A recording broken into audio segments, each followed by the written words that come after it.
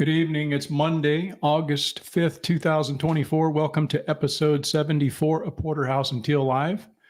We had a little bit of an audio issue, and if anybody jumps in, would you let us know if you can hear us? Because we started out and we got about 7 minutes into our live stream, and we were advised that nobody could hear us talking. So if you can hear us out there, let us know. But yeah, it is. Let me pull up comments here just to make sure that we're 5 by 5. Okay, cool. Thanks, London. I appreciate it. I don't know exactly what took place there, but it caused us to be mute for the first 7 minutes of the broadcast. So we're completely starting over. And yeah, it's really a good time. As I said in our last broadcast about 5 minutes ago, that it's a great time to be a prepper. It's a great time to be doing all the things that we've been doing around here, us personally. And I hope that everybody else out there is doing something kind of similar, just making yourself a little bit more whole, a little bit more less reliant, and preparing for what may come. Because, you know, it's kind of troubling actually looking, what's happening around the world, both with the global markets, which are taking a hit right now. The geopolitically, things are pretty tumultuous, and a lot of the governments around the world, including our own government, doesn't really seem to be listening to the people. And I think that's one of the reasons why it's causing so much problem, because people's voices are not being heard.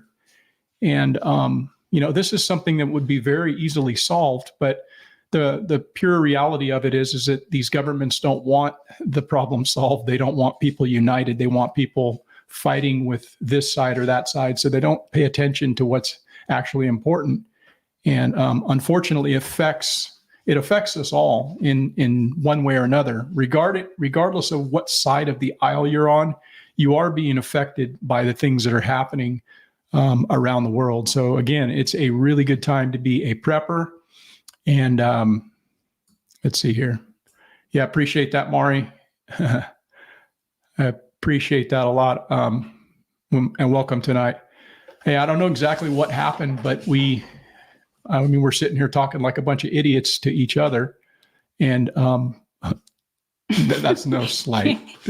But you feel like an idiot when you realize, we've been talking for 7 minutes and nobody's actually hearing anything we've said.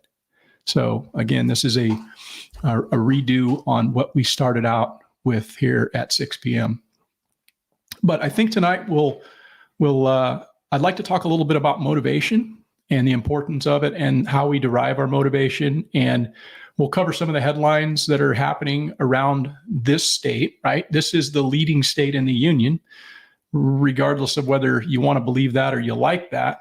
It is one of the trend-setting states around. And a reason why I talk about it a little bit is because it's going to affect everybody at some point. It's an indicator of where things are heading. And all of the wackiness that's pushed here in this state, unfortunately, winds up somehow finding its ways into other states. And so it's just good to be apprised of what, ridiculous things are happening. And we'll talk a little bit about that. We'll talk about some of the protests and things like that are going on, and some of the reasons why, we believe that those things are taking place. And we will cover some quotes tonight. We'll cover some quotes. And again, this is just more as a way to highlight what people have said, because I really think that there's a value in when people speak, you listen. And the things that they say, there's a reason behind what they say. And a lot of times they mean it, even though they're coming from politicians a lot of times, and politicians are full of shit. Some of the things that they say out loud, and maybe they wish they could have taken some of those things back. So we'll talk a little bit about that. And then just, I think to wrap things up, I'm a big proponent of judging a person based on the content of their character. And I think that we don't do that. I didn't mean to say we. What I mean is I think that there are those that say that look at people because of what they see on the outside, and they make a judgment before they get the opportunity to meet people.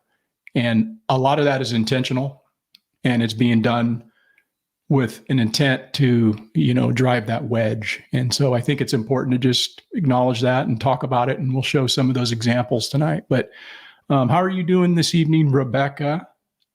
I am doing good.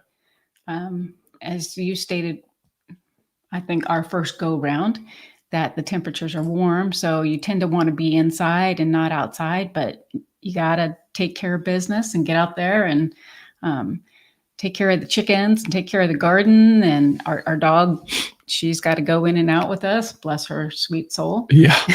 Yeah.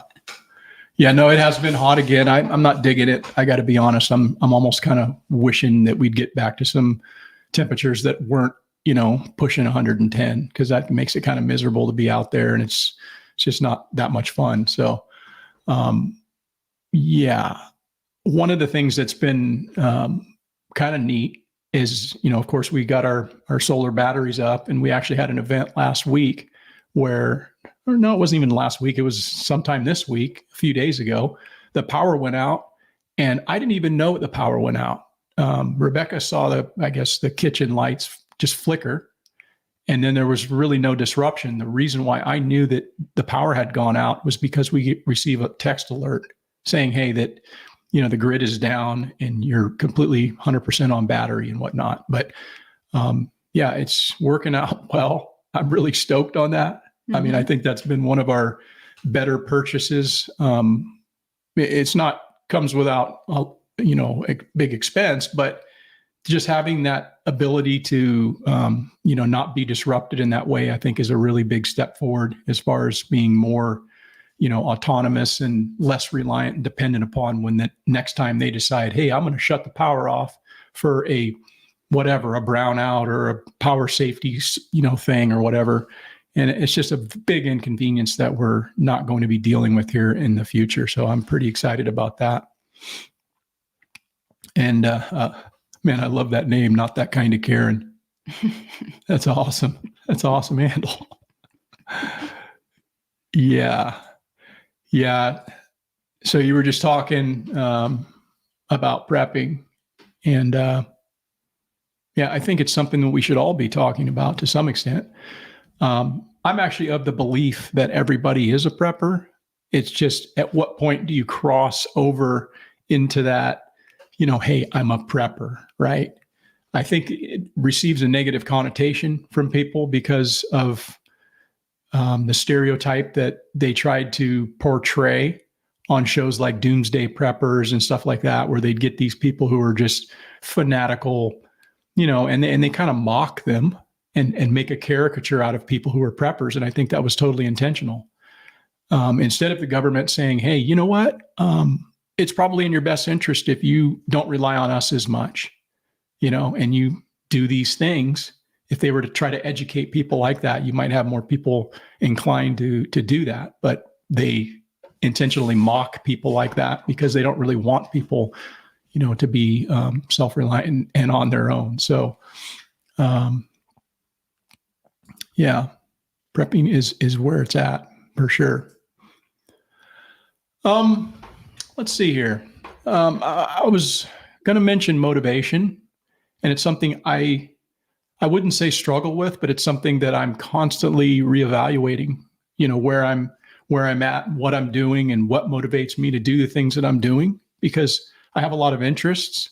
I have a lot of things that I'm doing in my life with regard to around our property, with regard to extracurricular activities where I'm balancing, certain things with what needs to be done versus what I actually want to do.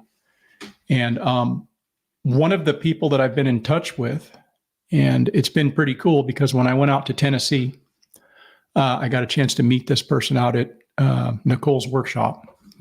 And it's Patrick Rohrman from MT Knives.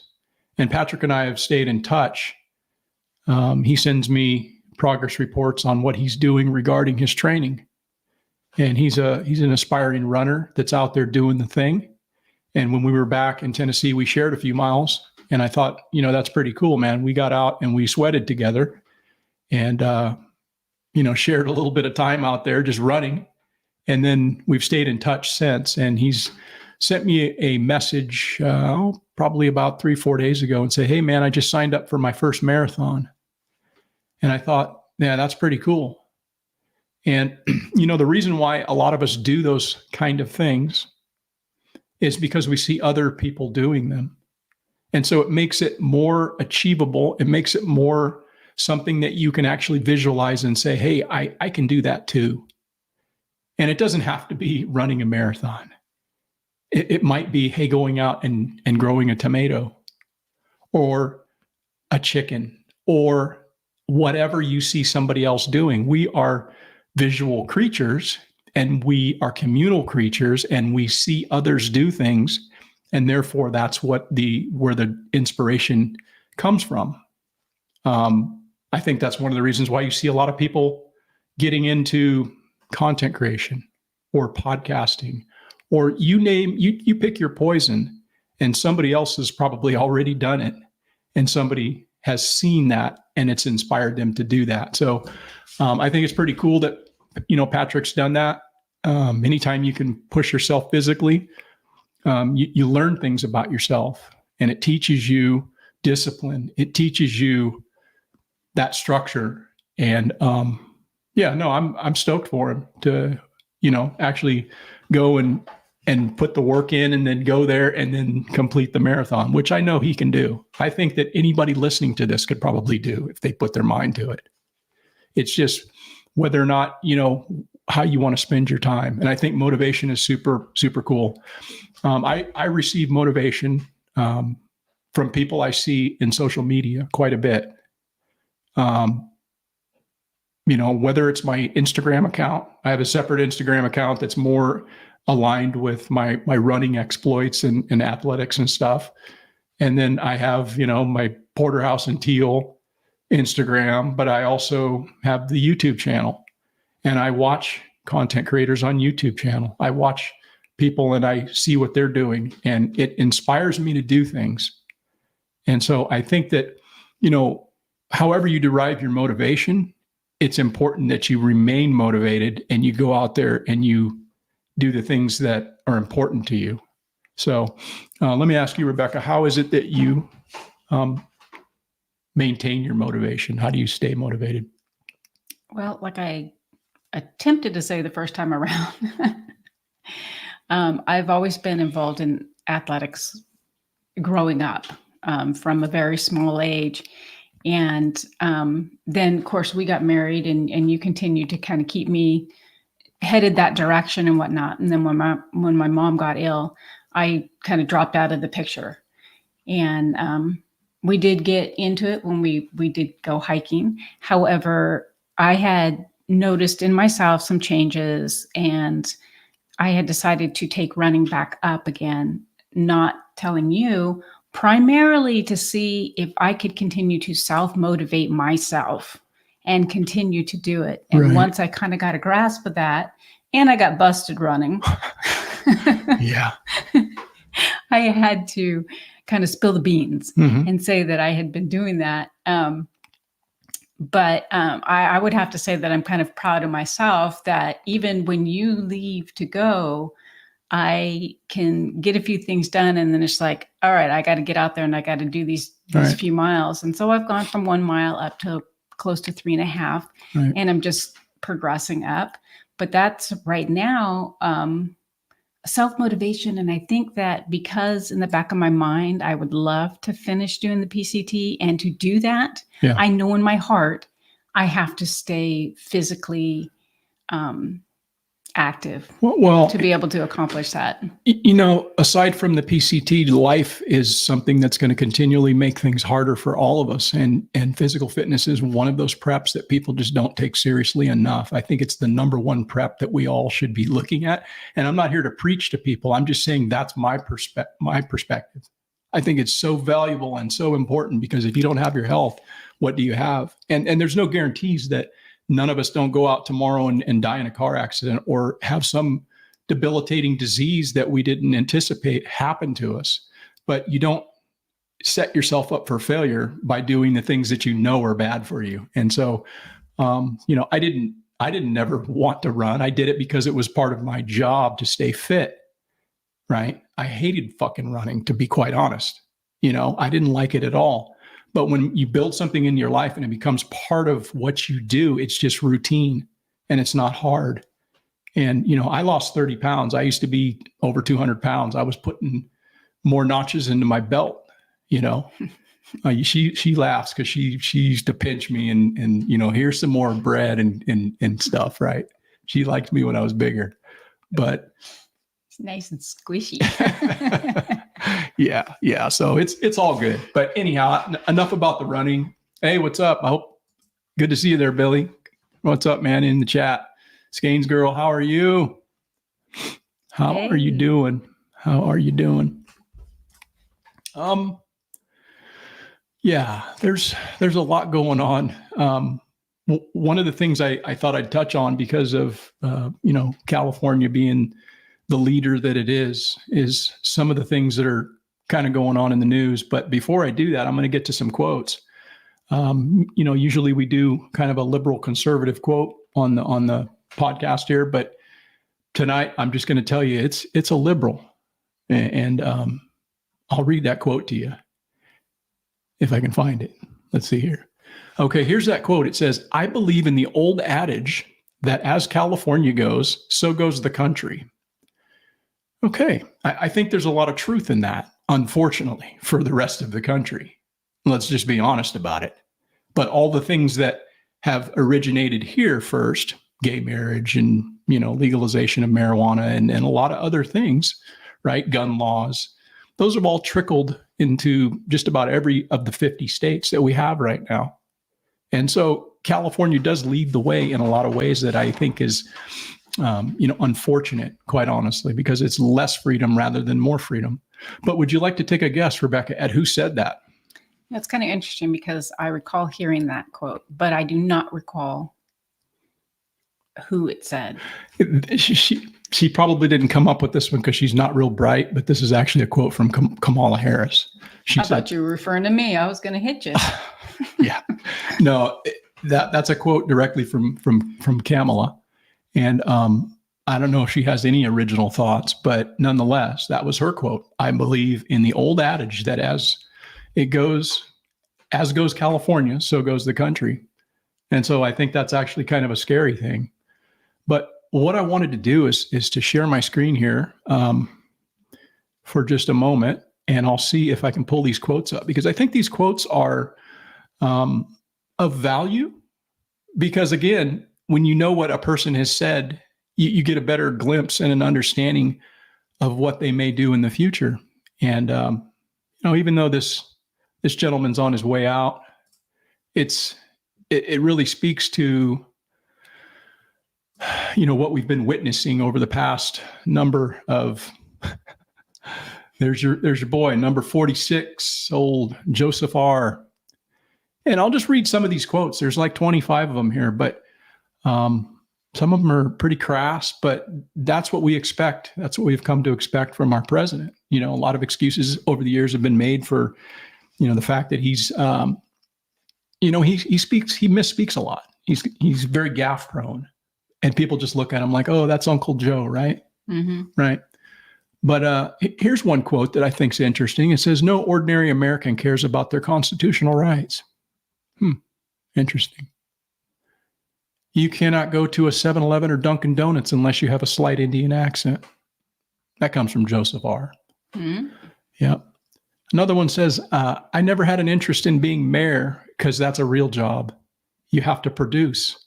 That's why I was able to be a senator for 36 years. Here's a really good one. This shows Joe's true colors. It says, "I think the only reason Clarence Thomas is on the court because he is black." Oh, nice. Yeah. No, he was one of the racist bastards that was sitting there. It was him and Kennedy, and they're looking over their glasses at him, during the hearing, and they did not want that dude there, and Joe's an old racist from way back. It's pretty interesting. It says, okay, here's another good one. It says, "Thus, in setting an American agenda for a new world order, we must begin with a profound alteration in traditional thought. How about this one? When you're appealing to people's fears and anxieties, you can make some gains. Here's a good one. This came from an interview he was doing with PBS not too long ago. Said, every single morning since I've been 27 years old, I've got up and someone's handed me a card like the one I have in my pocket with the schedule on it. All the things I'm going to do. I don't know what I would do if I didn't have that card. That par for the course. True, right? Yeah, par for the course, right? And this is one that most people have heard, and I'll just repeat it because, again, it speaks to who he is. It says, I mean, you got the first mainstream African American who is articulate and bright and clean and a nice looking guy. I mean, that's storybook, man. Right?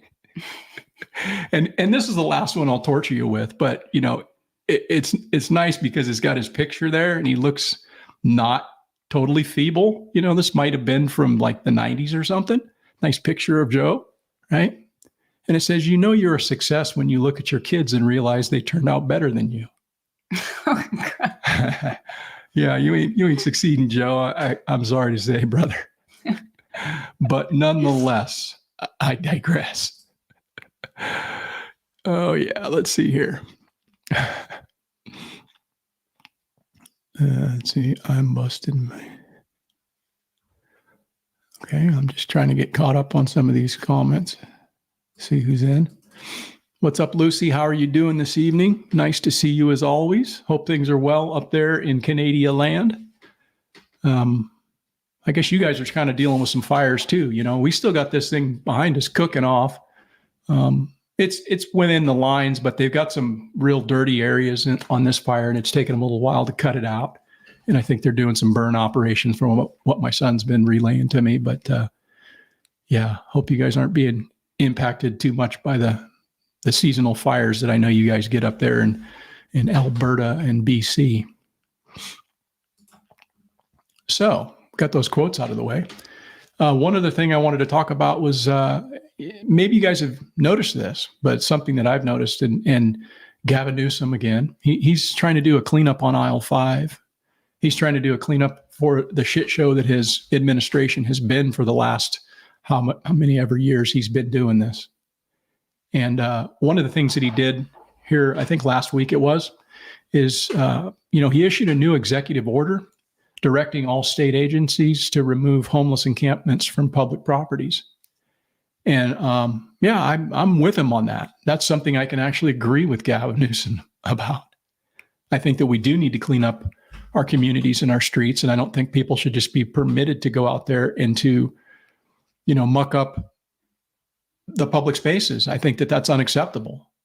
But again, it's because of what he has done and his administration and our government that has allowed this. Now, of course, the Supreme Court just recently ruled, which gave him kind of more of a green light to say, oh, now I can do this. But as I said last week, he could have done this before because it's an executive order. So he could have issued this and let it play itself out in the courts, but he wasn't willing to do that. So this is merely just kind of a way for him to clean up his image, because he's got a lot of problems here in this state. We've got a $73 billion budget deficit, thanks to, again, his mismanagement of the state's funds. And so one of the things that was just recently noted within the last couple of days is the second largest U.S. oil company, Chevron, said that on Friday, this past Friday, that it plans to move its global headquarters to Houston from California. And so that's on the heels of what Elon Musk has been doing and some of the other larger, tech companies in this state. Elon Musk basically had moved Tesla out, I think about a year or two ago. He was pissed off about something that Newsom did, and he's like, yeah, I'm out of here. So I think he moved it somewhere, Houston or Austin or something in Texas. And then just recently he announced that he's going to be moving SpaceX as well as his company X to Texas. And several other large companies, I don't know if you guys are aware, but companies like Hewlett Packard, Enterprise, Oracle, these are some pretty large companies. Some of them are, in the technology sector. And they've moved to red states. I think that's probably a good thing. But on the other hand, what do you think, Rebecca? Do you think that's a good thing? It's not so good economically for California, but what do you think about moving to these other states? Do you think it's going to benefit them? I would say that it depends on what their motivation is. Are they moving to a red state in hopes to turn it blue? Then I would say, no, it's not a good idea. If their mind thought is changing and they want to improve, then I would say, yes, it's a good idea. See, I think here's the difference, because if we move to Tennessee, we're not bringing California politics with us. And a lot of the people that have left this state and migrated to other states that are freer, individuals, families, typically aren't the people that are going to change politics. They're sick of it too. And they want a more free, a more conservative, a place that has a different standard. So you're probably not going to get a lot of that from people like the average family that's moving there. They want a better life for their kids or whatever, right? But the thing with this, it almost seems like it could be intentional, quite honestly, because why would they do something that's going to drive out business like this? Because on the other end of it is a lot of the people that are going to be working there, particularly these tech companies that have a lot of young people, come with that liberal mindset and that liberal ideology. So this could be a bigger strategy from the standpoint of, you know what, we've already got the vote in California. We don't need to worry about turning it blue. It's already blue. And even if it's not blue, there's the perception that it is blue. So it's very easy to manipulate people into thinking, oh, the elections, it's, California's just blue, even though somebody might have more votes. You see, it's all based on that perception. And so, I don't know. I think there could be a bigger conspiracy with regard to like making things shitty in this place, and people are leaving by the hundreds of thousands, all in an effort to try to disperse that into these freer states, so that at some point you couple that with the immigration that's been unchecked, along with all these industries moving into these places, which are going to change the demographics. So it's kind of almost like, if you think about it and you step back, you get that 20,000 foot view, and you think about it from that standpoint, it's like it's a grand plan, potentially. Yes. And I would say a lot of times it comes across that way too, for the timing of when they're opting to do this. Yeah. I don't know, but anyhow, that's something that's taking place. On the other end of things, here's something that is not like something I would support. And it's something that is not going to probably sit well with a lot of the voters, but the mayor of San Francisco proposes this legislation to give out $100 a week if people test negative for drug tests. So it's essentially like a welfare program that is going to be funded by taxpayer dollars, where if you show up and you're clean, you show that, hey, I'm not shooting up, you get $100 a week. How do you like that idea? Do you support that? I don't think I support that because, for one, I've never done drugs, so I don't know how long they stay in your bloodstream. But I mean, if you can stay clean for a day and go and collect your $100, you can go back and shoot back up for the rest of the time. Right. So Yeah, I don't support that. Yeah, I don't support it. Now, here's the thing. If it was being privately funded, I would 100% support it.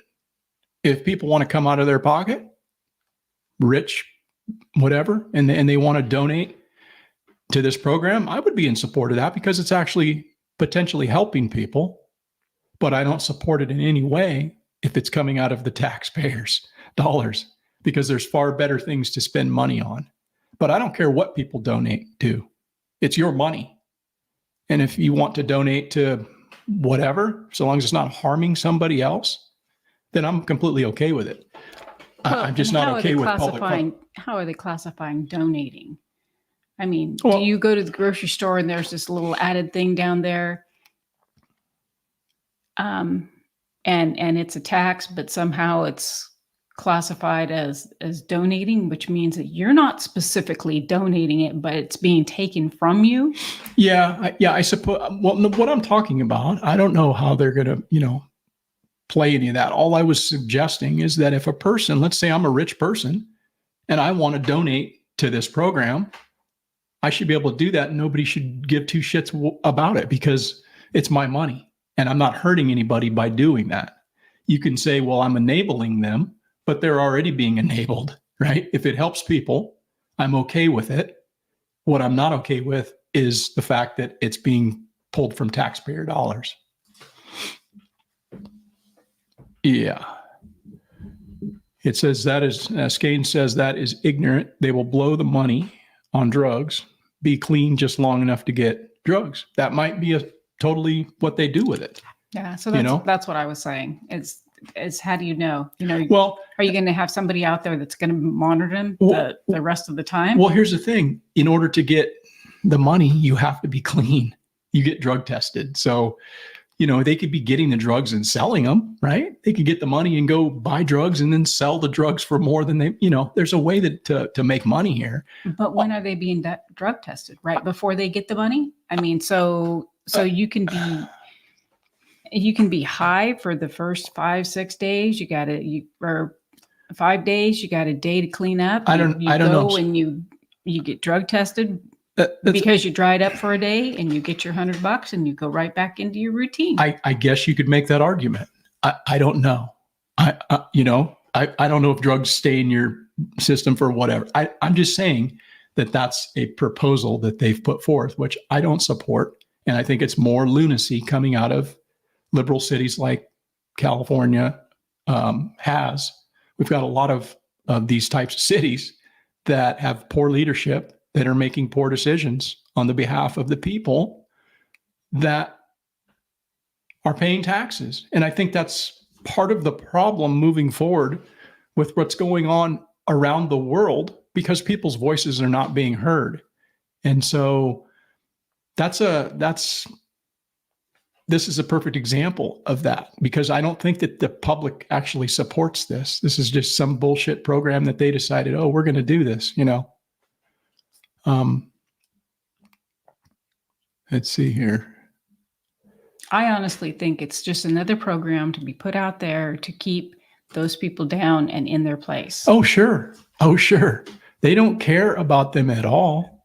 It's just a way to, launder money, get money, and look at what I'm doing. And it's just another way to keep people, like you said, in their place. They don't want to get people clean. See, Willow Rock says heroin is a horrible drug to come off of. Intravenous users can't go more than 12 hours without it. Watched a buddy go through it. Yeah, it's a sad thing, man. Addiction is a very powerful thing. And I think, unless people have something that they can latch on that motivates them to do the right thing, they're not going to do the right thing, on drugs or any other thing that you can say a person's overindulging. Drugs are just a very easy and convenient thing because they're an illicit substance and they destroy people's lives. But we have substances that destroy people's lives all the time that are regulated by the Food and Drug Administration, right? Whether those are prescription medications, that pharmaceuticals that are handed out like candy to people. They go in, oh, my back hurts. Instead of the doctor saying, hey, you know what you could probably do is you could start to, a program where you would lose a little bit of weight and your fucking knees wouldn't hurt when you walk, right? You could drop 100 pounds. You could start eating right and you wouldn't have type 2 diabetes. You could do these things and promote that idea rather than saying, oh, here's a fucking pill. But that's, how's BlackRock going to get paid? I'm getting going here on this deal. Tell you're getting going. I'm getting fired up. So yeah, drugs are not cool. Let's see. London says, I agree. No taxpayer money for what amounts to a form of universal basic income for not using drugs. Yeah, I think it's the stupidest program that I've heard in a long time. But, we're no shortage for stupidity as it relates to politicians. And I almost wonder if, they're pretty inept. There's a lot of incompetence in government. I will say that just outright and speak with authority because I worked in state government. And I know there's a lot of lames there that really shouldn't have a job, but they're carried by the other people that actually do their job. And that's just how it works. It's a big bureaucracy. So anyhow, did you want to say something? I'm talking too much. No, you're doing great. I'm doing great. I'm on a roll. Good. Yeah, thank you. Well, on the other end of things, guys, and the other spectrum, let's take a look at the other spectrum of going aside from lunacy. You have San Francisco, and then you have this happening in a red state. Tell me what you think. Repeated the slur. That's the wrong clip. Hold on a second.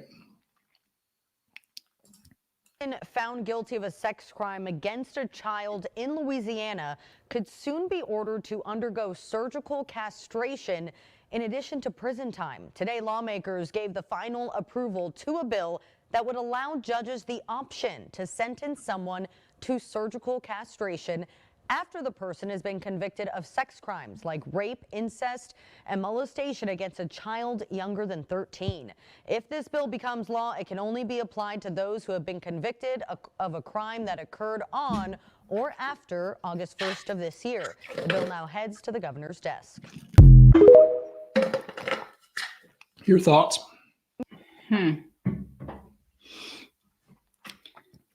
Well, I don't know. Part of me says that this person has done a heinous crime.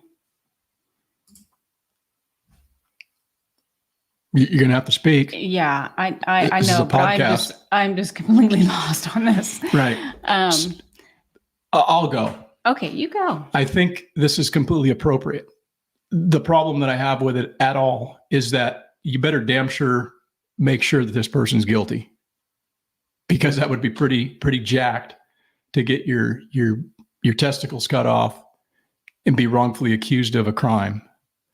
But if somebody is guilty, and I mean like beyond a reasonable doubt, like there's DNA, there's video, there's eyewitnesses, there's all of these things that would corroborate a crime like that, I almost think it's not enough.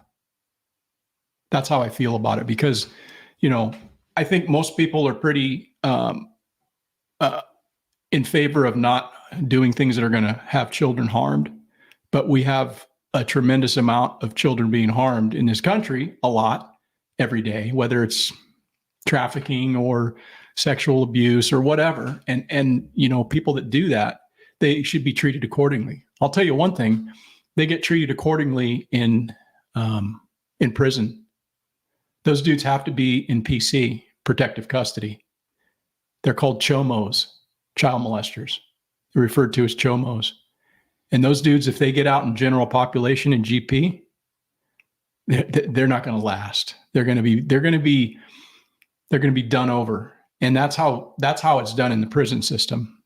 That's like a badge of honor to take out a chomo. It's your job, especially if it's in your race. If it's a white dude, guess who's coming for him? If it's a black dude, guess who's coming for him? If it's a Southerner, guess who's coming for him? That's just how it works, man. It's prison politics. And I think there's something that could be learned for that. It's fucking ruthless. And we need to be a little bit more ruthless like that in society to send a message to people. You don't do that. So that's how I feel about it. But you better damn sure make sure that, it's not some dude they're just like, oh, well, we've got this. And it's not like a bunch of corroboration. So I would agree with that. Yeah. Yeah. Let me see if I can get caught up here. Let's see here. Yeah, a lot of talk about heroin here, guys. I don't know nothing about heroin. But this is something I do know something about. Dean Mullis says they say to quit dipping Copenhagen is really hard, but I've never tried. You never tried quitting? Yeah, I actually chewed Copenhagen for probably about 32 years. Started chewing when I was, about 11. And I started with beech nut, and I thought I was cool, and I got some Levi Garrett and some of the plug, and then I graduated to the can. And I'll never forget it. I was at this bull sale with my dad, and I thought I was this cool cowboy, right? I thought I had my can in my pocket, I had my ring, and I'm sitting there, and I used to take the Copenhagen, just a little tiny little couple granules, and I put it in my lip, just like that. I pull my lip out and put it in, and these cowboys saw me doing that, and they go, "Why don't you take a dip like a man?" And I went, "What?" And they showed me. They show you pack it like this, push it up and pack it and get a good one in there and put it in. So I couldn't be pumped, right? I'm like this young kid, like thinking I'm cool. And I put this in my lip, a big old pack, thing. And I'm sitting on this fence, and the auction's going and everything. And my lip starts quivering. I mean, involuntarily just quivering. And I got like sick as hell, dizzy. I turned white. Yeah, sweating. Yeah, it was horrible. So yeah, I started out chewing Copenhagen, and I'm glad that I don't do it. I probably haven't chewed Copenhagen in, I would say, more than 15 years. And it's just one of those things that as you age, certain things come to you. Wow. Sometimes they never come to some people. They do things for their entire life, and it's fine. They, maybe live to be 100. But it was just one of those things that I decided I'm going to put this down because it really doesn't taste that damn good, even though I still think about it. You were going to say? I said, well, you also had family that was trying to encourage you to quit as well. Yeah, along with a dentist, because you had your gum receding. Here's the thing. Below. Here's the thing, though, Rebecca. We've talked about this before, but this is the God's honest truth, guys. You got to want to do it. If you don't want to do it, you can keep nagging me. You can keep saying, "Oh, this is this, and you need to do that." That's like telling a fat person you need to lose weight. You need to put the Coke down. If they don't want to lose weight, they're not going to lose weight. They have to come to that on their own. That's just the reality of life. You can tell people you need to quit smoking. It's not good for you. They fucking know that. They're not going to quit. They're going to quit when it's on their terms, or they're not going to quit at all, and it's going to be too late. So, people can tell you something, and people have to come to that realization on their own. That's just the reality of it. No, it's true. Yeah, I mean, you do, but you also had the encouragement from your family.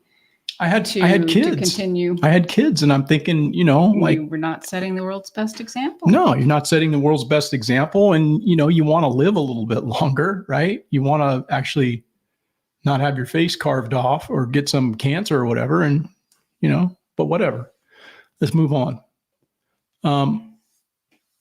Washington State has an island called Pedo Island. If you do your sentence but still consider not reformed or threat, you live on the island. 17 states do the same.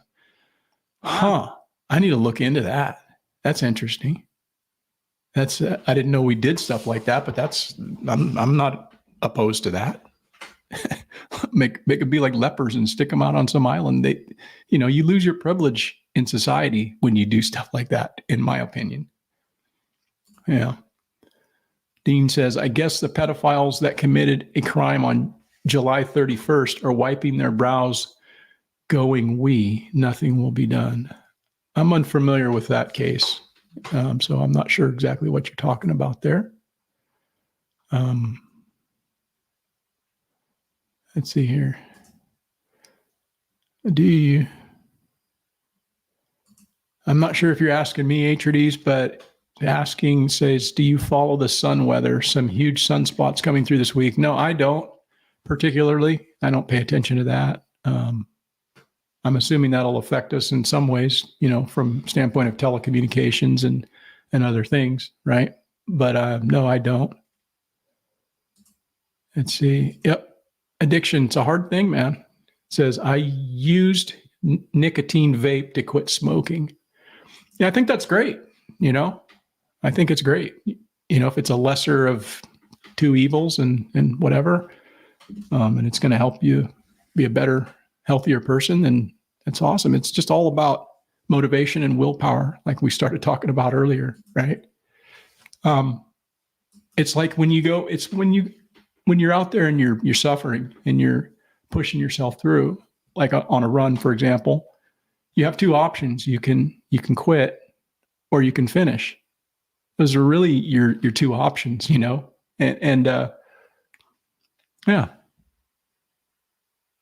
How do you view it, Rebecca? Real quiet over there. I am quiet over here. Yeah. Yeah, well, it's easy for me to give up things, probably more so than a lot of people. Mm-hmm. And so I don't really relate that well with having a strong addiction. There are certain things that I like or liked, but again, it's kind of like if I decide that I make up my mind that you know what, I'm not going to eat that particular candy bar or that type of ice cream or something. I know it's not good for me. I shouldn't eat it.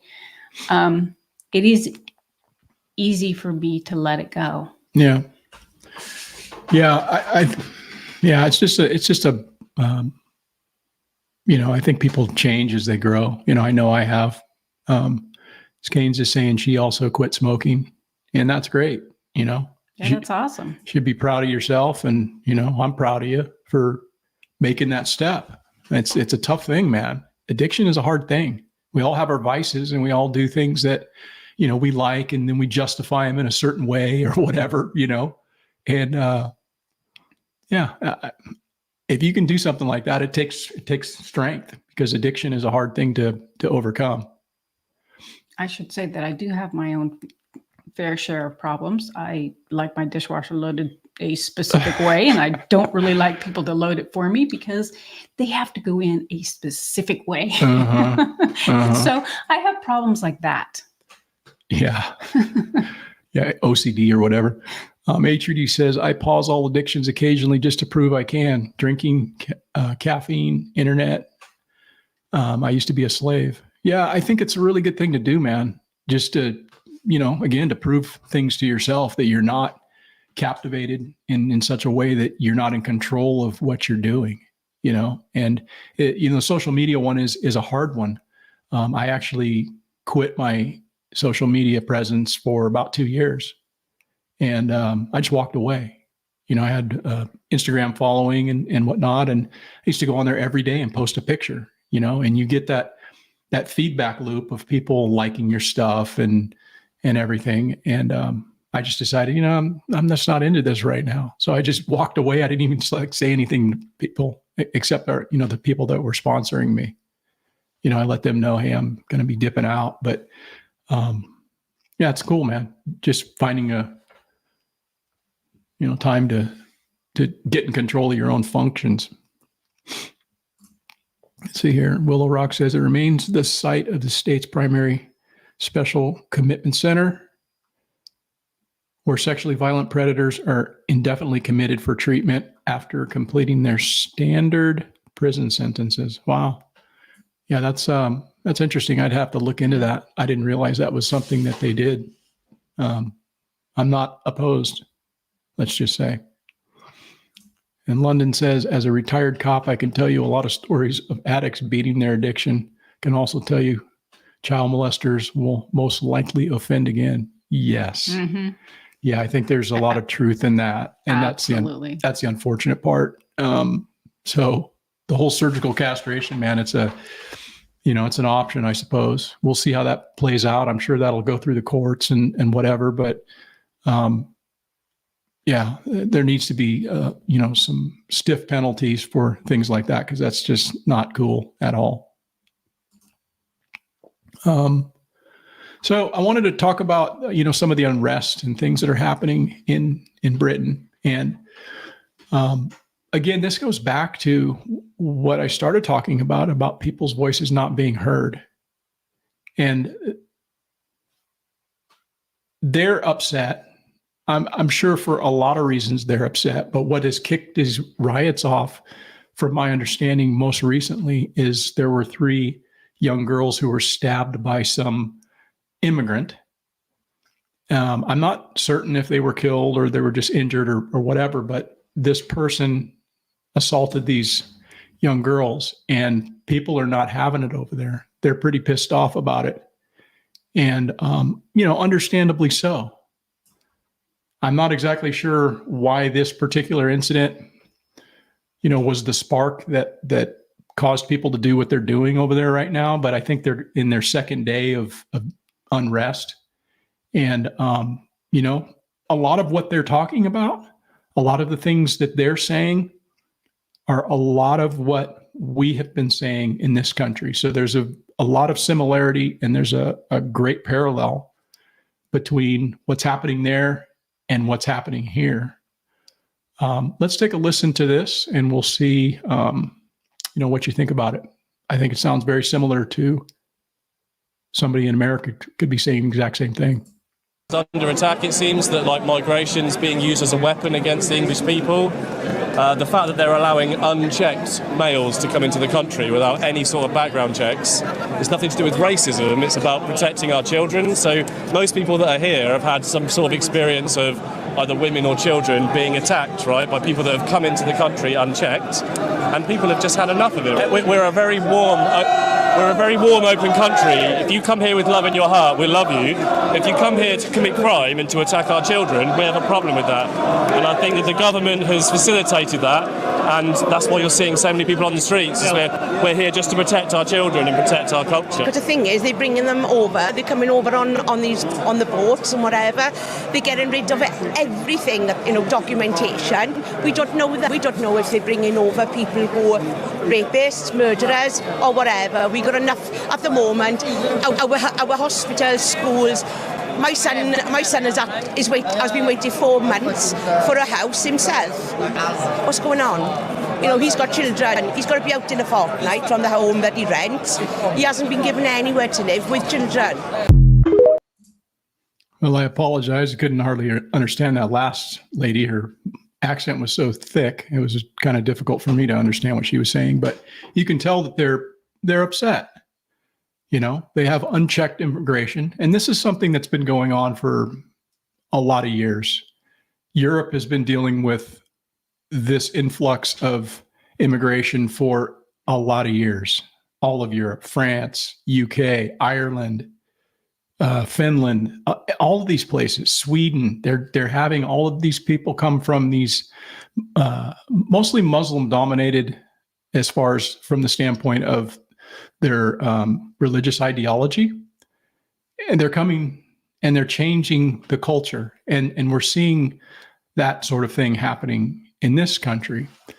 I guess my question would be is why are not, people a little bit more upset about it here? It seems like people are, but they're not out in the streets.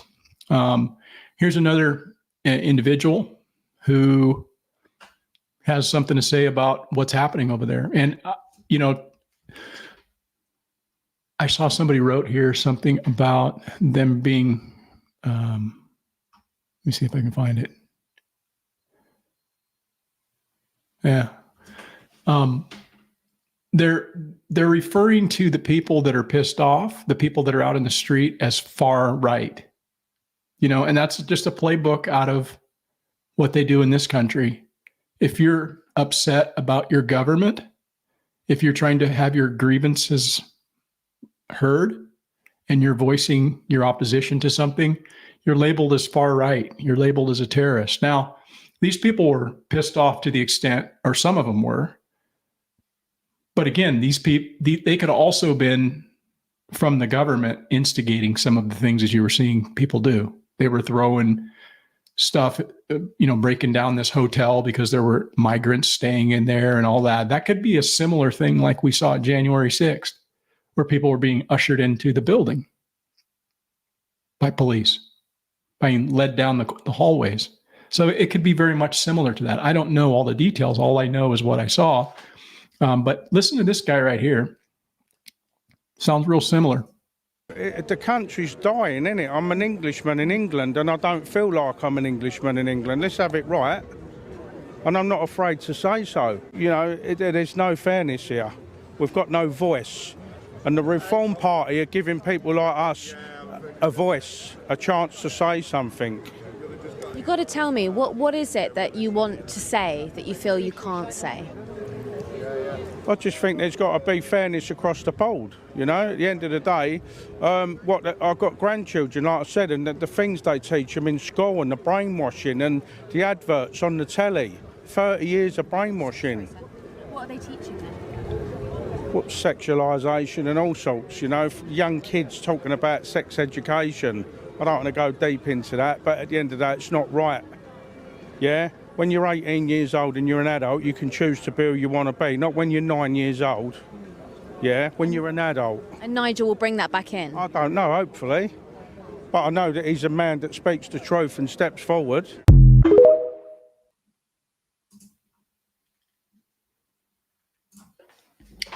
Yeah, Ray Orbison says, changing the culture, what does that mean? Well, what is the culture here in America? I think the culture here in America is one that the people are the voice leading the government. But when the government's not listening to the people, that's a big change. And when you have people coming here from other countries that don't respect our laws, don't respect what we've done as far as from a cultural background and our traditions, when those things are looked at as something that needs to be changes, that's a change to our culture. So that's what it means to me. I think there's a lot of things that can be allowed to change, but that needs to come from people who are here legally. So people coming here from other countries don't share the values and the culture that exists in this country. And so what we see as a result is we see people burning things, tearing down statues. Those are people that are put on those statues that had to fight and to die. There's a reason why they're on those statues. And rather than trying to learn that, they want to change that. And so that's what it means. There's a lot of things that are not being celebrated as they were. And to me, that's a real problem. I don't know what your thoughts are with regard to culture and why you wouldn't understand what culture needs to be preserved in this country. But that's my interpretation of it. And I don't know if you have something else to add. Well, I agree. People who are coming over legally, they're coming over with wanting to take on the values of this country. Mm-hmm. People who are coming over illegally could care less and just in most cases. For most cases, yeah, in most cases, are just going to come over and they're just going to trash and dump. It's hard to say what they actually want, right? There might be a percentage of them here that want to come and, have our traditions and share the cultural values that exist in this country. There may be some, right? That yes, but I would say I would say that they need to come over legally. Sure, if you come here as somebody who breaks the law, you don't respect the culture in this country, which we are a country of law and order. So that's where I think, things need to change. But again, maybe you have a different idea. I Um, think they need to go back. yeah. Willow Rock says it's not as bad yet, and UK is super small, so it affects way sooner.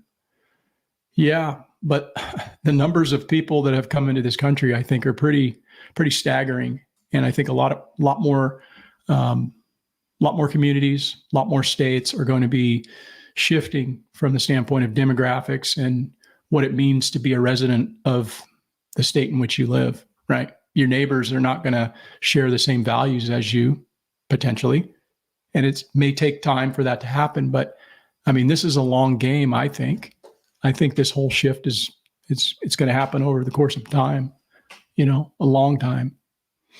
Let me see if I can get caught up here.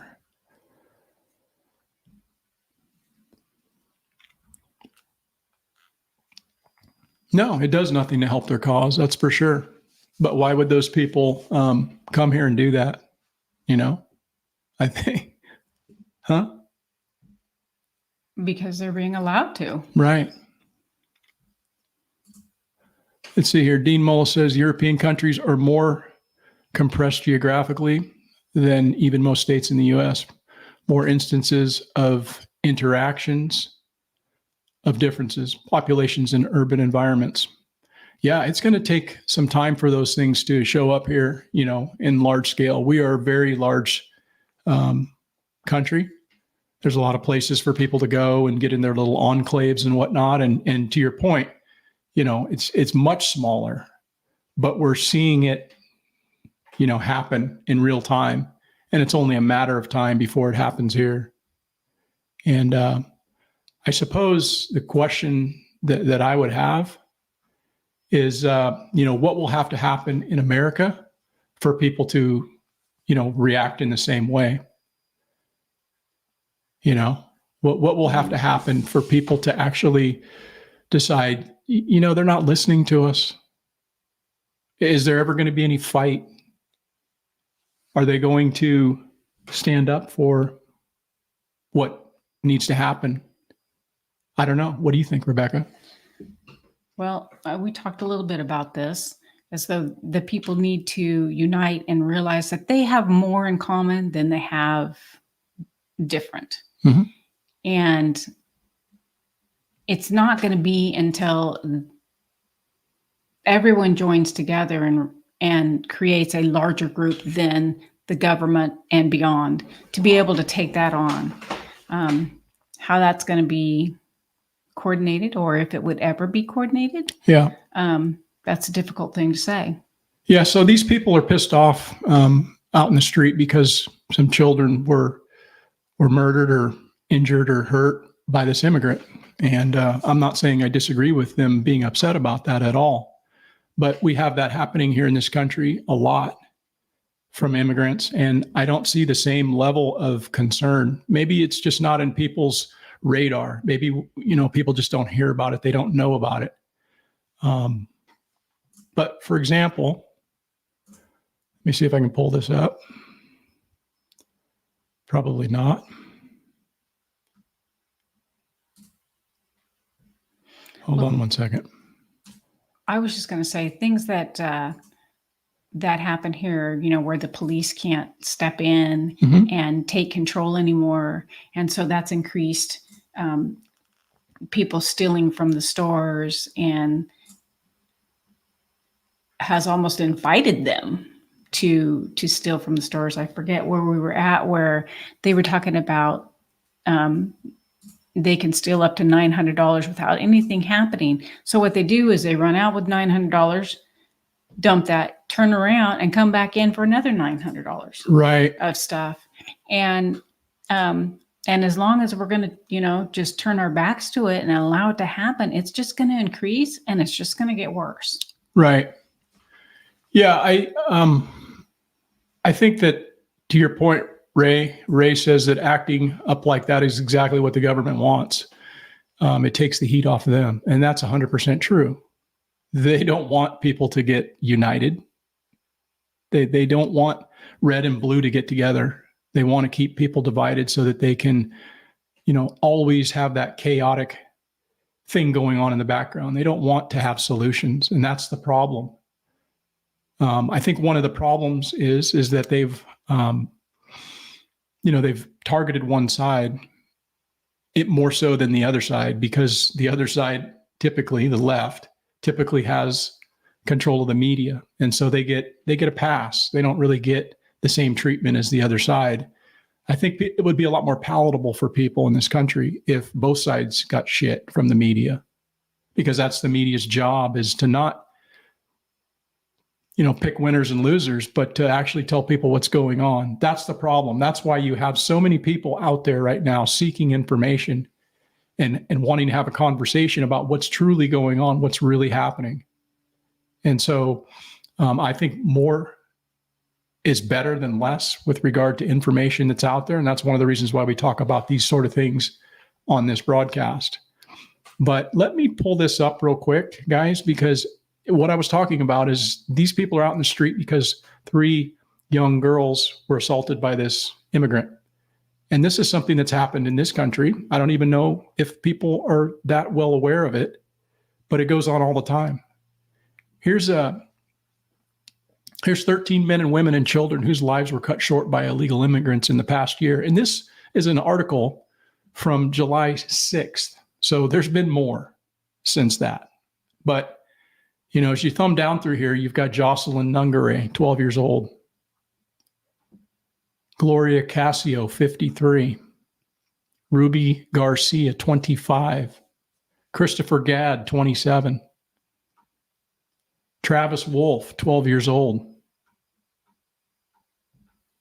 Alex Wise Jr., 10 years old. Elizabeth Medina. Jeremy, I can't even pronounce the last name, young little boy, 2 years old. Yep, he was shot by an illegal alien. Laken Riley.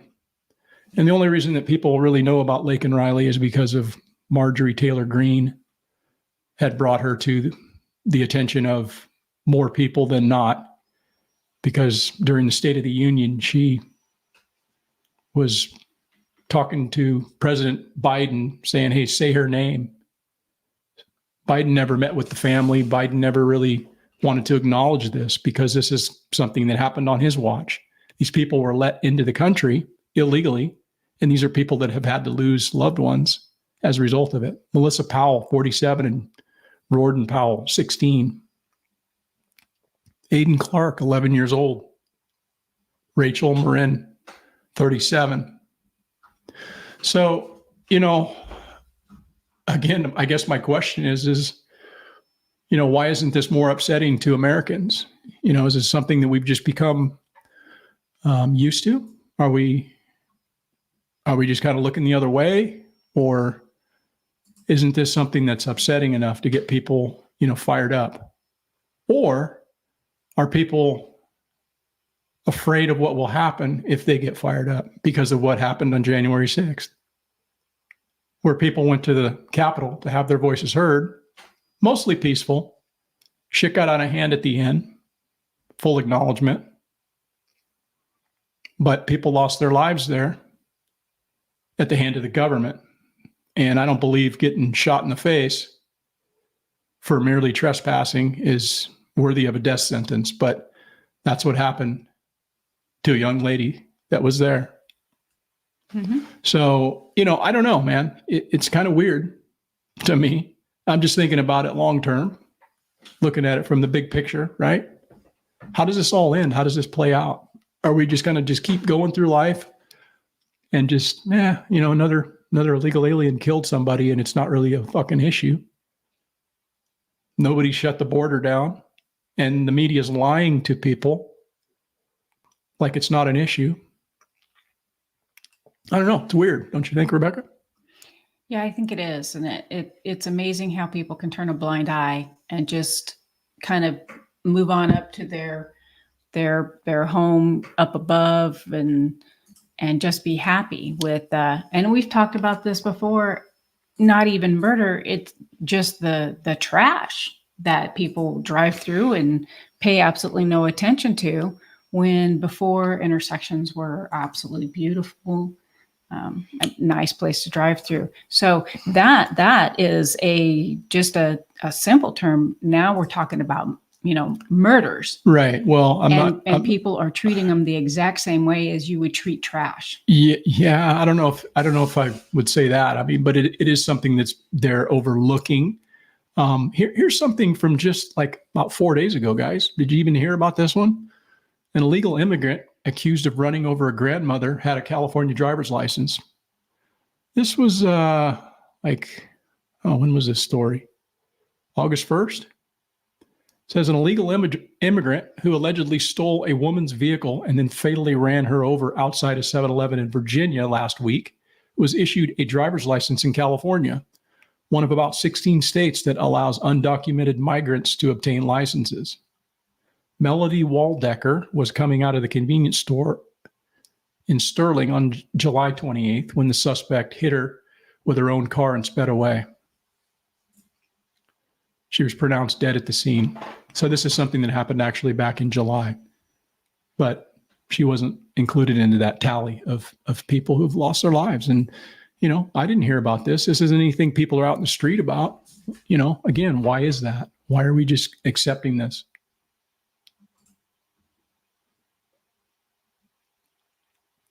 Yeah, it's a shame.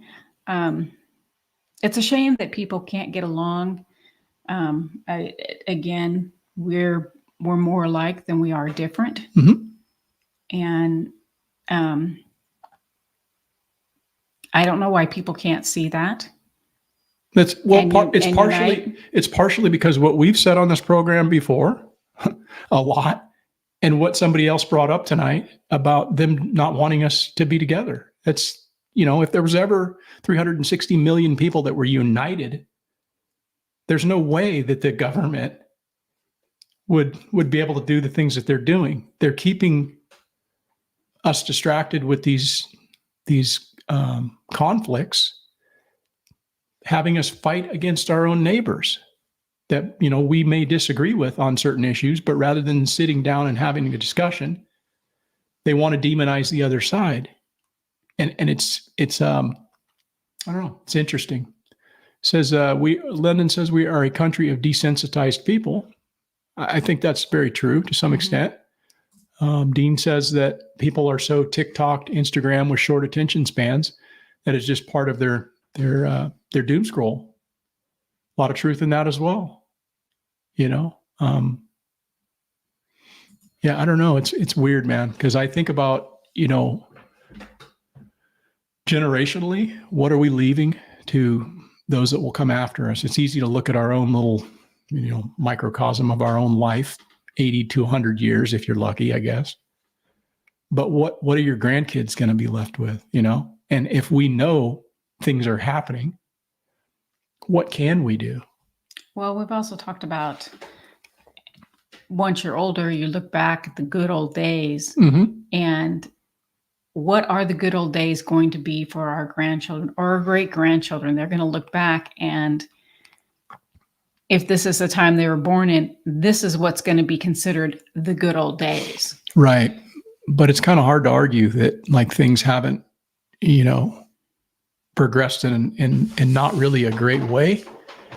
And I don't know if every generation has said that. I'm sure they probably have, because it has kind of progressed in one way. Yeah, but certain things are better technologically. And, we've got, air conditioning and running water and look at all this progress, right? We've got all this genetically modified stuff. Isn't this great? We got tablets for our little kids to watch when we don't want to interact with them. It's fantastic. Oh, that drives me crazy. So it's, I don't know. Progress is, I don't know, man. I'm kind of at a loss on that one. Progress is good. However, this type of progress has really taken the social interaction out of the equation. And I think that people would join together and actually be stronger if they were socially interacting more so. But now people just walk in and walk past each other. A lot of people don't even pick up their heads from their phones. They're just walking out of the store looking down at it. Yeah. And so that's a huge disconnect. No, it is 100%, but that's all part of the plan, if you will, right? If you want to be a conspiracy theorist for just looking at what you can actually see with your own eyes. And if it doesn't, if there's anything nefarious that you can attribute to like maybe a bigger, grander scheme, you're going to be a conspiracy theorist. But not that kind of Karen. Says Steve Baker from the Blaze TV has done some excellent reporting on J6 and is facing his own charges from being there to report on the day's events. Not surprising at all. Dean says that if people are serious about getting off social media, they should buy 3 goats. After that horrific experience, buy 3 hair sheep and life will be cool. Yes, man, goats are not cool. Yeah, anything would be better than a goat. I don't know. We've never had one. Yeah, Willow Rock says, I'm about to go back to the landline. I wish we had one. We've talked about it, but we can't get it because they don't really want you to have that anymore. So. Well, they don't. That's it. The cell phone is a huge addiction. Yeah. And it's an addiction that you're probably never going to break. Right. Yeah, London says, I'm doing a garden and now chickens. I broke away from social media. Best decision ever. Yeah, I think it is a good decision, quite honestly. I've been through periods of like a hiatus from paying attention to the news. And generally speaking, whenever you do that, you become more focused on the things that really matter, because a lot of the things that happen on a weekly and daily basis, like some of the things we talked about tonight, right? They don't really affect your life, quite honestly, that much. It's good to be informed and, pay attention to what's happening, because what that essentially will do is it will provide a little bit more urgency to what the things are that you're doing as far as what you see as being important, right? Mm-hmm. I think that's the biggest benefit to paying attention is, if you're going to just prep and do your thing, then just prep and do your thing and turn everything off. You don't have to listen to any of it. Just, I did that for a long time and it was pretty refreshing, quite honestly. But I do think that what's happening now, not that I can do anything individually about it, but it's good to be informed, because it again gives you a sense of like, am I on the right path? Because you may need to reevaluate what it is where you need to put your resources based on what's happening. And, a lot of stuff's happening with the monetary system right now, and it'll bounce back. It'll do its thing, but all of that monetary instability is a result of everything else that's going on. And so it's just good to know that, because if you thought you had something in your 401k at the start of the week and you were planning on something, it's probably different now. And so again, we can tune out to everything that's going on news-wise, but there's just so much stuff that's moving fast right now, and you have to pick and choose what you're listening to and where you're getting your information, which is something I'm actually going to put out, I think next week, as a poll. But I want to know where people get their information, and so I'll put out a poll on the channel, because I'm genuinely interested to know what the trends are with regard to people that may come across this channel, Porterhouse and Teal. Yeah, Operation Sea Spray. Yeah, that was a pretty creepy deal, man. When the government does stuff like Operation Sea Spray, MK Ultra, I'd rather be a conspiracy theorist. Oh, well, that's when you learn of that, when you learn of those types of programs, when you learn what they've done actually to their, own citizens, most of which didn't know, or many of which were not in a position to really be their own advocate, because they did this on, poor people. They did this on mentally retarded people that didn't have the ability to fight back, and they used them as subjects for a lot of these experiments. It's pretty sickening. And I just think that anybody that thinks that that's not going on to some extent today, it would be a complete fool. They're fooling themselves. They're a complete fool to think that there aren't things going on like this at a higher level and in a much more craftier way, where they're utilizing people in this way. And Dean says a lot of AI generated prepper videos are popping up on YouTube. Huh. You think that's content creators just wanting to have content out there, and so they're getting some kind of an AI program to create their content? Is that what you're saying? Oh yeah. Yeah, no, we covered this on one of our programs here in 1950, continuing until September. Yeah, released two types of bacteria from the ship off shore, San Francisco, believing them to be harmless to humans. Yeah. Yeah, you guys can look into all that. There's a lot of their different operations that they did. Kind of crazy. It's very crazy. In fact, they did that in multiple cities. It wasn't just San Francisco.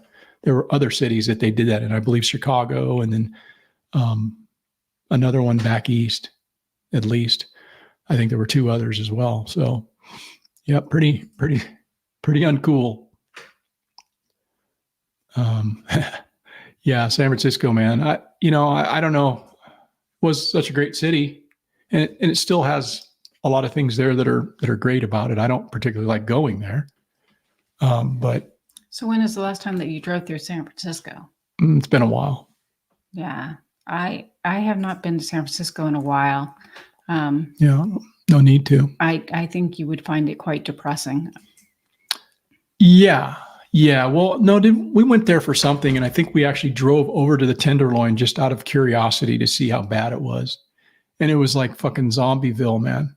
It was just like that whole 6-block area was just tents on the streets, and people like doing the old trank where they're just like leaning up against the building or just crouched over, and it's just gross. In the middle of the sidewalk, they're just frozen in space. Yeah, it's bad. Oh, okay, content farms. Yeah, I guess they're going to start trying to do that. But see, my understanding is that YouTube is going to like be cracking down on that sort of thing. I think. I don't know how they're going to navigate doing that or whatever, but the whole idea is to not have people putting out that kind of content because it's going to dilute, I think, in many ways, their platform when you have a bunch of shit on there that's fake and then it's computer generated. I think people are going to get sick of that, and it's going to ultimately hurt YouTube. So I think they really want to crack down on the use of artificial intelligence on their platform. But, again, we'll see how that goes. London says he got married in San Francisco. Let's see here. Dean says he looks at American Partisan, Liberty Daily, news aggregators. Most of the articles now point back to Twitter or X. Yeah. I think that's really great that X exists. I'm not on the platform primarily because when I actually did have an account years ago, I just didn't like the tone of it. It was very vitriolic. There wasn't anything of real great value there. There was just a bunch of people trying to one up the other guy and get your shot in. And I'm just not really a fan of that. It just makes you kind of more of, angry for the wrong reasons, right? If I'm going to be angry, it better be for a good reason. And getting angry on social media to me just doesn't make any sense. So I don't want to go there to get pissed off. But so I don't really go on Facebook or Instagram. No, I don't have a Twitter account neither. or X or any of that. And honestly, I don't miss it. I enjoy interacting with people, not the phone. I get really frustrated when I go to make an appointment and you have to go through all this automated stuff. I would prefer a person say, hello, how's your day? How can I help you? Right. Do you need an appointment? Hey, does this, and physically talk to the person. Right. I really think that a lot of that needs to come back, and kids growing up these days need to learn how to physically look at somebody in the eyes and have a conversation.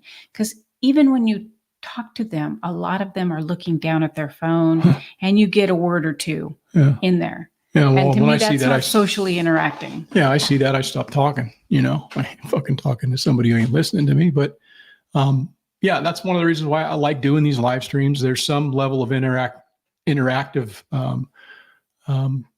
nature to what we're doing here. I would actually like it if somebody, sent me an email and said, "Hey, I want to come on and we'll do a conversation on the live," because I like talking to people, and that would be cool. So if anybody listening to this wants to come on and we can have a conversation about anything you want to have a conversation about, we can do that. So yeah, I like talking to people too, as long as they don't piss me off. Oh God. What's up? Bill Zegley, how you doing, man? I've been known to actually ask somebody walking in who I do not know or anything, and maybe they're not the world's best looking person, but they don't send off a vibe to me, and ask them if they can reach something for me. And normally, or I shouldn't say normally, it's always worked out to my benefit, where they're more than happy to get something off of a shelf that if nobody were around, I would probably climb up to get. Right. But it's that interaction and helping each other out, Right, that we're really missing. Yeah. No, I think when you do that, you just feel better about yourself when you actually have human interaction with people. I mean, that's what we all crave, even though a lot of us want to be left and have our privacy and be alone and whatnot. But, if you were to be put somewhere where you didn't have the ability to interact with people, you would be very unhappy. I think it would probably shorten your life. Oh, it would totally shorten your life. It'd be like putting you in a solitary building where you don't have like natural light.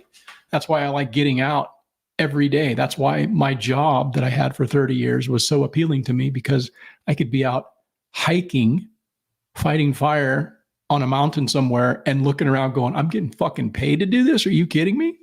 This is awesome. That is the perfect job for me. So being out in nature and interacting with people is like a big thing for most people, even though some people have kind of gotten away from that from time to time, because of our jobs. We're in these cubicles and, under fluorescent lights or whatever.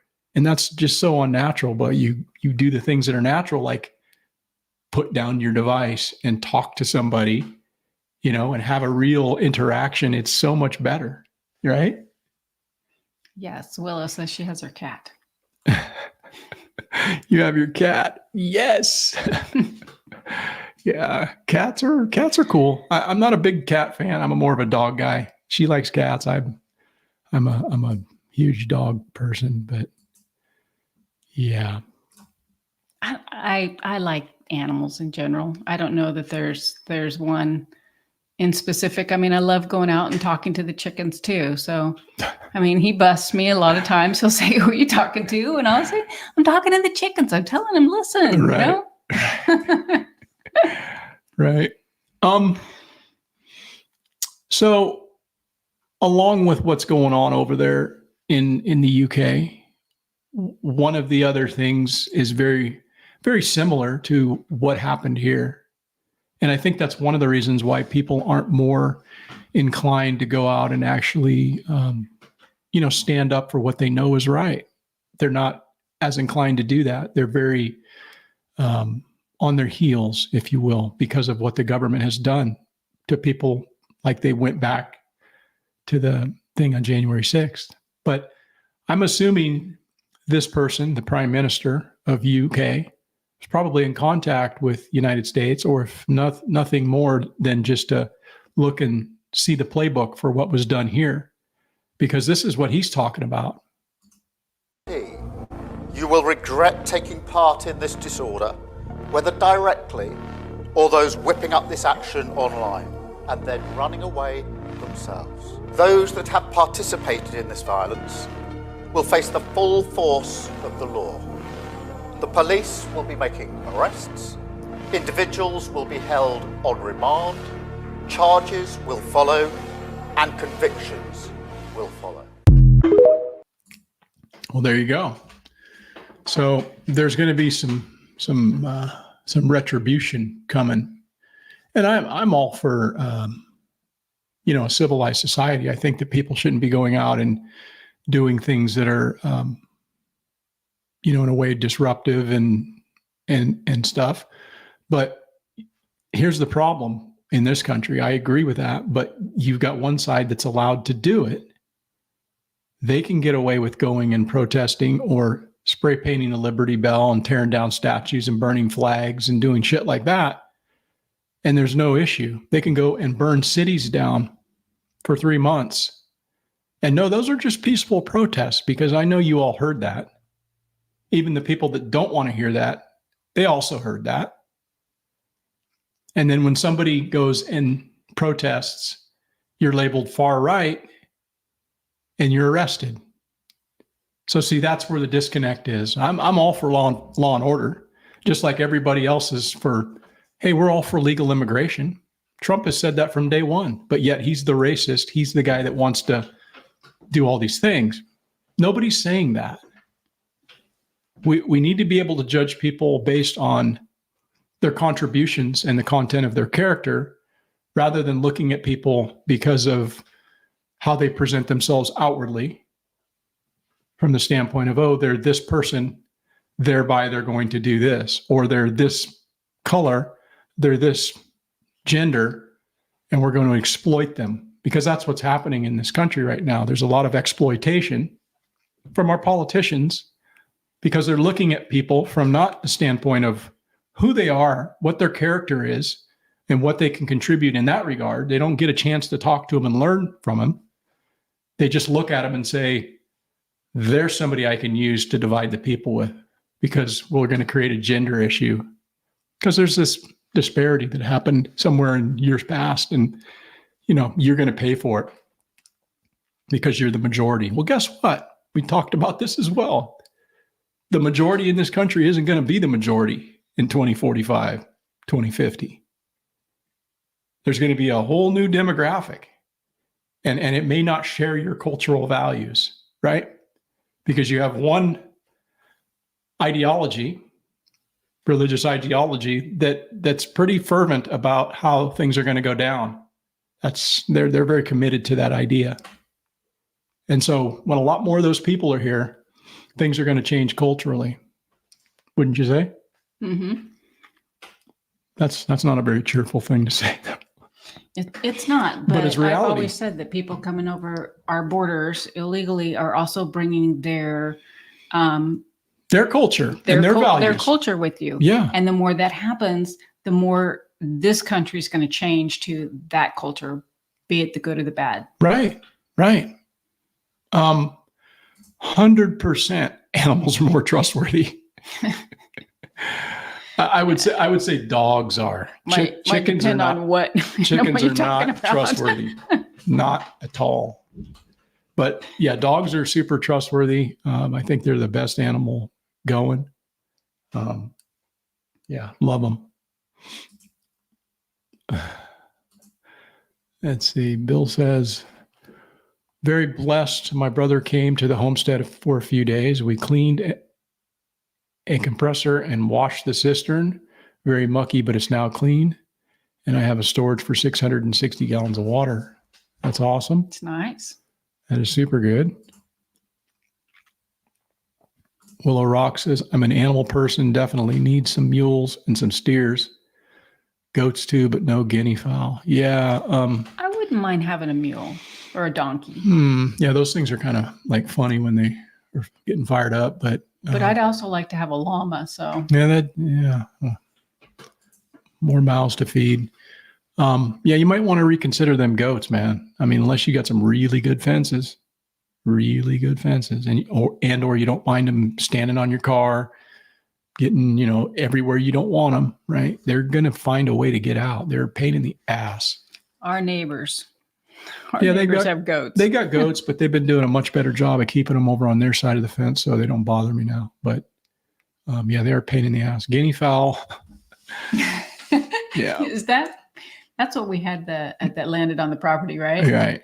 I got rid of them. And he was funny because he was said, "Oh, that bird's cool. He can hang around." Yeah, that didn't last. It lasts one day. And then One day. Yeah. Then he started talking. This had to go. Then he went for a ride. Yeah. London says Pelosi and Waters should have been arrested for fanning the flames. Yeah, they should have all been, had to pay for that. Unfortunately, so much of what goes on in politics, in these state houses and federal, institutions, nobody's going to pay for any of that. I'm really, really wondering if we'll ever know what happened with this assassination attempt. We've got the fox guarding the hen house, where they're going to be the ones who are conducting the investigation. That totally needs to be completely independent. I don't know, man. There's a body cam video that I was watching last night. Mm-hmm. Have you seen that? Mm-mm. No, not yet. Chickens will eat you in a millisecond if they could. Yeah, no, that's on the real, man. If chickens were as big as us, we'd be done. They would just peck us to death. So They try to peck me anyway. Go in there, I try to talk to them, I try to pet them, and all they want to do is peck at me. Right. Yeah, the guineas. Let's see here. Yeah, they're super loud.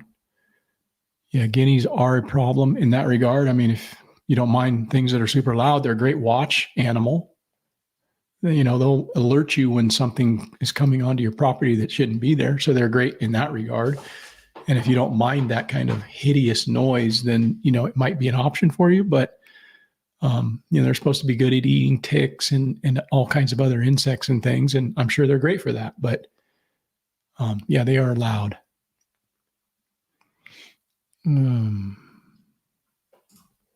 See, word Wilco, especially the Springboks. Okay. Let's see here. Just keep an eye on those comments, if you will, for me. So, I'm a big believer that, people should be judged based on their content rather than, looking at somebody because of their ethnicity or their gender or whatever, because there's plenty of capable people. There's plenty of great people of all different, nationalities and, places of origin and, sex and gender or whatever, how you want to classify that. So there's great people, but unfortunately, people get put into these boxes. And one of the things that the left really wants to do is to bring this racial issue up with regard to Kamala and, whether she's an Indian or she's a, black person or whatever. And I think it's kind of a waste of time, certainly a waste of time for, any of the Republicans to talk about it, but it's something that they keep drawing, Trump and, people that are surrounding him into. And I think it's something they really just need to try to avoid. But here's a pretty good example. Before you go to that, share Dean's message down there about guinea hens. Says, guineas are great if they belong to your neighbors and only come to visit. Yeah, you better have neighbors that are pretty far away, man, because them things are loud. They're super loud. But yeah, I think this guy's name's Byron Donalds. I don't really know much about him, but he's whoever this dude is, man. This guy carries himself well. He's very well spoken. And, of course, the left-wing media is trying to somehow tie him and everybody surrounding him in the Trump campaign to the fact that, Trump said, hey, I don't know what she is, man. She said she was an Indian. I thought she was an Indian, right? Which is entirely appropriate. And then all of a sudden she turned black. Here's the thing on that, guys, is that, if you're somebody who looks black, you're going to be like owning that. If you're somebody who looks Asian, you're going to own that. If you look white, you're going to own that. That's what people see you as. Regardless of whether you came from Trinidad and Tobago or Jamaica or whatever. So if she has a dad that's black and she looks any bit like she's black, she's black. That's just how it goes. The problem with Kamala is Kamala doesn't know what she is. If she was smart, which she's not, she would have said, hey, you know what? I'm biracial, if you want to say it in that way. Or you could just say, hey, my dad is Jamaican, my mom is Indian, I am what I am. You know, I identify as both, right? I celebrate both. But she doesn't do that. What she does do is whatever crowd she's in front of, she wants to identify as that. So if she's on a show and, oh, you're an Indian. Oh, yeah, let's cook some Indian food. Or if she's standing before a bunch of black people, which she's trying to swoon, she's going to try to play that up. And so that's the problem with a person like Kamala, because she's just trying to appeal to people based on racial identity and racial politics, which is, in my opinion, pretty disgusting. But again, she's got her own, you know, path to walk, and I walk a different path.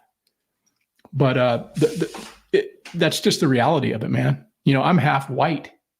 Nobody looks at me and says, oh, there's a white guy, right? They look at me and say, there's a black dude. Own it. There's one person that says that to you. Who? Me. Oh. No, you don't. Sometimes I do. Yeah.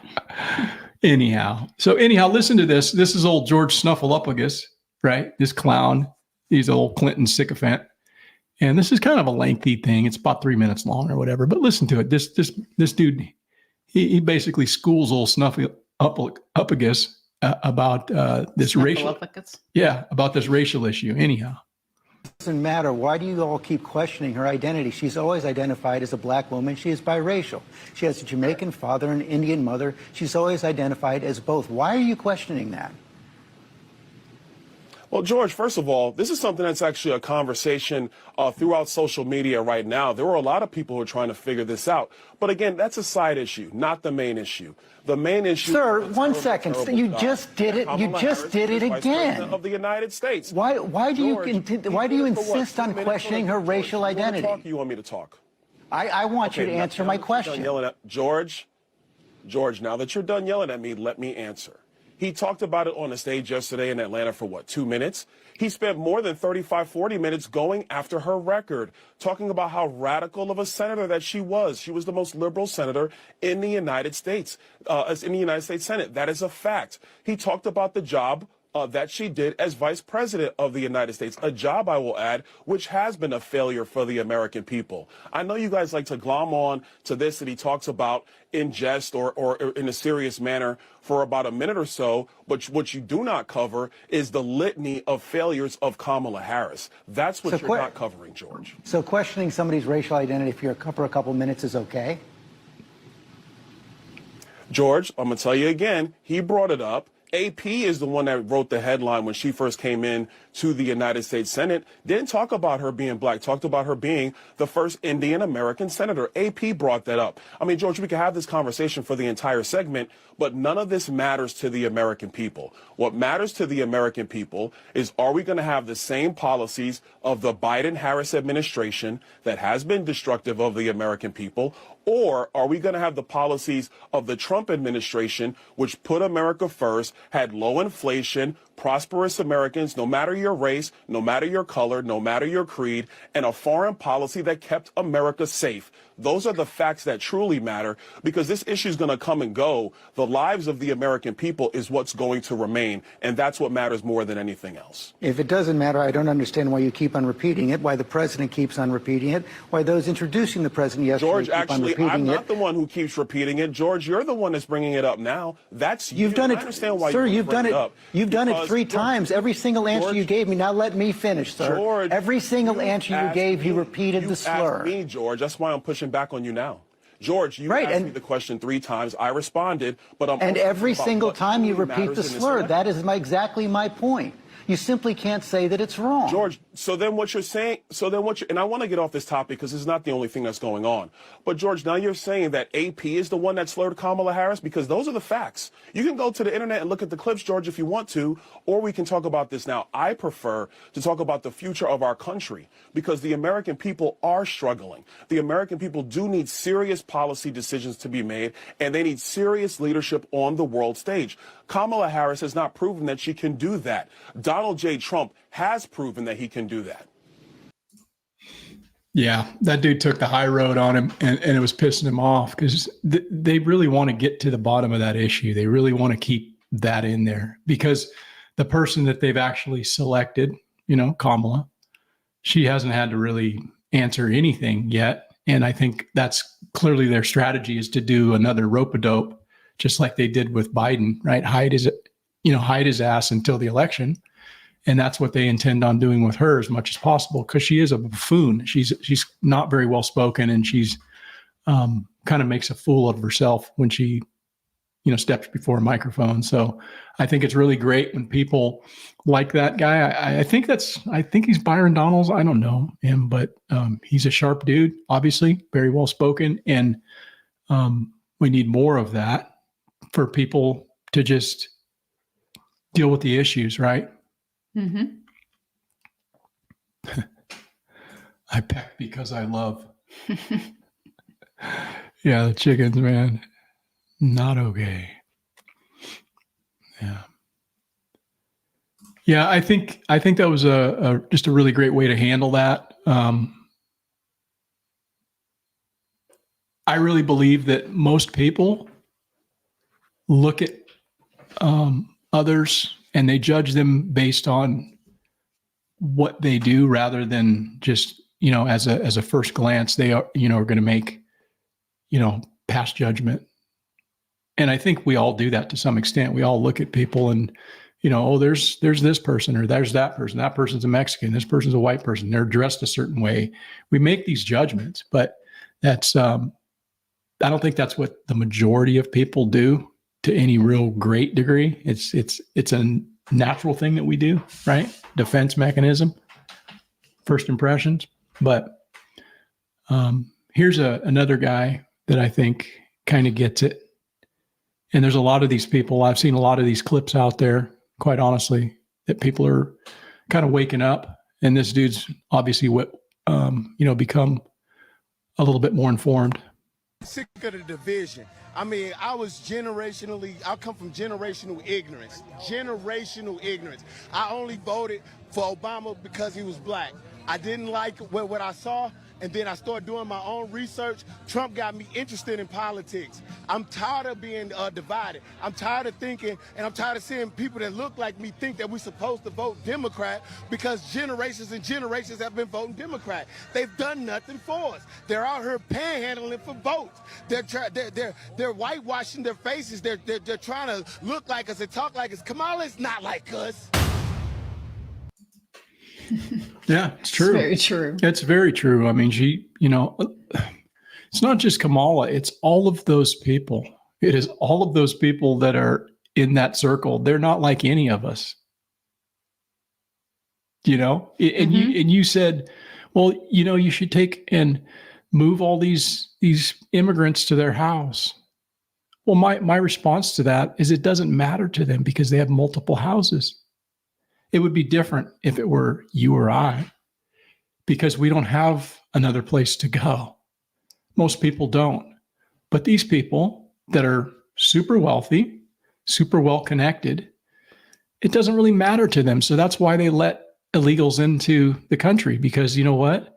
They're going to go somewhere else because they have the means and the resources from which to do that. So it's just a different social and economic layer that the majority of us, the deplorables, red and blue, right? It's not just the Republicans that are deplorables, it's the other side too. They just don't realize it yet. They just don't realize it. They're driving their Priuses and, donating to their causes and thinking that they're a part of the club, but they're not a part of the club. They're definitely not a part of the club. No, but see, they're being used as useful idiots to go after the other side, so that they think, oh, well, I'll vote this way. But they don't realize they're voting for their own demise eventually, because the long game suggests that's what's going to happen to them too. Because look at every tyrannical government that ever existed. And that's where our government is headed over time, if you look at the big picture. Because we've done nothing but lose rights. And over time, it progresses to like Russia, right? When was the last time they had a free and fair election? When was the last time Venezuela had a free and fair election? How about China? How about North Korea? How about Iran? Name me another country that has free and fair elections.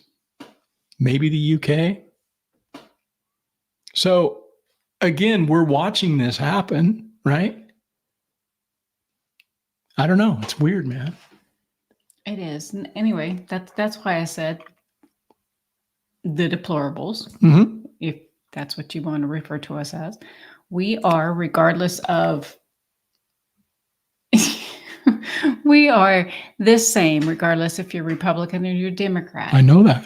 And so if people could look past their political parties, not listen to those leaders, because those leaders are trying to divide us, and we were able to rely on each other and unite and physically interact, I think people would maybe, hopefully, get the idea that, hey, we really want to head in the same direction. We want the same thing, regardless if you're red or you're blue. We want the same thing. And the only way it's going to happen is if we pull together as a whole, because that's the only way we're going to be bigger than the government and those above the government. Well, I agree, Rebecca, but I don't think people view things that way, because people are very, they don't look at things from the standpoint of collective, the collective. And I'm not saying that they should look at hey, we're in this big collective, right? That's socialism and stuff, right? But you don't have to be a socialist to understand that your neighbor shouldn't be your enemy. So I agree to what you're saying, but I just don't ever see that happening. I think if there's ever going to be something where people in this country stand up, it's going to have to be done by a single state, like a Texas, or maybe a collective of states that decide, hey, we've fucking had enough of this. We're breaking away. We're doing our own thing. But there's never going to be any uprising from dudes running around with a bunch of body armor and, weapons. I mean, that's never going to happen. Never going to happen. If it does, it'll be put down quick style. The only thing that would ever happen, I think, in my opinion, would be states breaking away. But I think we're still a long ways from that happening, but you never know the way things are going, right? Yep. Let's see what's going on here. Dean Mullis, Iraq had an election post-Saddam Hussein that involved paper ballots and permanent ink marks on your hand. Seems to be a successful, but has dropped off the radar. No, I've said that before, man. I think that that's a completely viable solution. They should 100% do that, and just go with paper ballots. And I think it could actually be done even more securely if it's done electronically, but you have to be able to have confidence in the system that's been created. And there has to be uniformity from precinct to precinct, county to county, state to state. It should all be the same. We shouldn't be doing all this different shit with different voting machines and all this stuff. And when you have that, like we have now, you're going to have people who, like myself, don't have faith in the system based on what I saw last time. And so I don't think that, we've done a lot or enough to really instill that confidence in everyone. Because no matter what happens, let's be clear about that. No matter what happens, one side's going to claim the other side cheated, right? Regardless of whether or not they did. Trump's going to get more votes, in my opinion. They're trying to, bring her along, and they'll get a lot of support, no doubt about it. But they're also going to get a lot of manufactured support. So, well, I said to you before, and I've said it on the live stream too, as far as the voting, it needs to go back to the way it was when we were younger, which is basically, I think, what Dean was saying. They were paper ballots. You went, you showed your ID, you put your right thumbprint, you got your paper ballot, you voted. That night, you stayed up late and knew what it was that was going to be president. Right. Right. No, I agree. I think it could easily go back to that. I mean, we have the technology. Really? Yeah, we have the technology to do that. It's not beyond our capability, but there's no will. That's the problem, right? Just like they want to divide, they also want this chaos in the system so that they can do whatever they do. And both sides to some extent are okay with it because both sides are attached to permanent Washington. And that's the sad part. We would be very much, if Trump wasn't around, you'd probably have somebody like a Chris Christie, right? Or a Mitt Romney, or, take your pick, a Liz Cheney, an establishment person like that would be the nominee because that's what the party selected, just like the party selected Kamala. There would be some kind of a more less obvious, but they need to keep this myth going that the people are actually in control of the government. They need to keep that going so that they keep people pacified for another 4 years, and then it'll be the next most important election of your lifetime. So, London says there's no voting shenanigans in Oklahoma. No voting shenanigans. Well, that's good. That's awesome. He also says that Oklahoma, Texas, Missouri, etc., bonding together. Yeah, I could see that happening, quite honestly, because during the last election cycle, there was a lot of states that were having issues and wanted to take the issue up with the Supreme Court. And they were kind of all, I think there's like 25 states that said, hey, we're not cool with what's going on here. So make no mistake about it. It wasn't just a bunch of right wingers that were, at the Capitol doing January 6th things. There was a number of different states, and there are millions of people in this country that don't have confidence right now. I guarantee you. And so, there's this effort to make it out like it's, right wingers, far right, right? You're a far right agitator if you question anything regarding this. So, but yeah, that's good. No voting shenanigans in Oklahoma. Big ups.